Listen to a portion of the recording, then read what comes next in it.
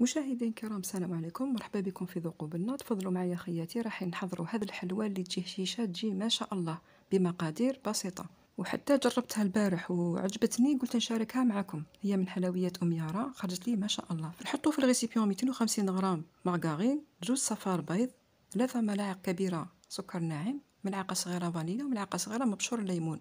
نزيدوا لهم 80 غرام نتاع زبيب يكون مرحي، غسلوه نشفوه بالبابي ابسوربون ورحوا وضيفوا الى هذه المقادير.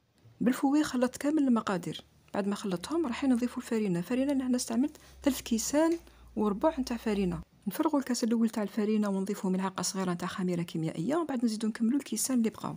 نتحصلوا على عجينه تكون طريه ما شاء الله. ومن بعد راح نشكلوا العجينه كويرات، راح نوضعوهم في سنيوه هكذا في ديمول. ندخلوا الكاطو تاعنا يطيب على نار هاديه، ونروحوا نحضروا الشربات. في الكسرونه حطيت كاس نتاع الماء، نص كاس سكر وقطعه ليمون، نحطوهم على النار، نحركوا في هذاك السكر حتى يذوب تماما. بعد ما يذوب ويبدا يغلي لهنا نحسبوا 10 دقائق ونطفوا على الشربات.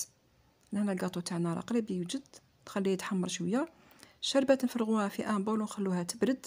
بعد ما تبرد لنا نضيفوا لها 6 ملاعق كبيره عصير الليمون. فوالا الكاطو تاعنا بعد ما وجد نخرجوه نحطوه في طبسي، ورايحين نغطسوه في هذيك الشربات. بعد ما بردت نغطسوا هذا الكاطو في الشربات، ومن بعد نحطوه في بابي ابسوربون باش نحو ليكسيدون تاع هذاك السيرو. نحطوه في وسط سكر غلاس ونرمدوه مليح.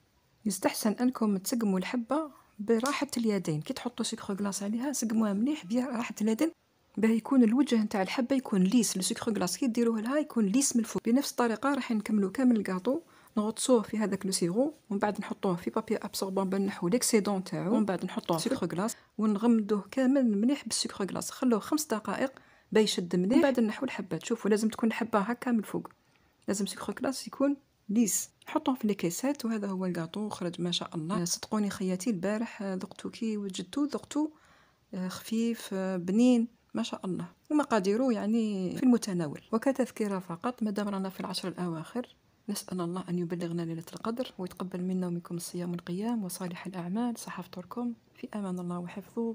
مع السلامة، إلى الملتقى مع وصفات أخرى إن شاء الله.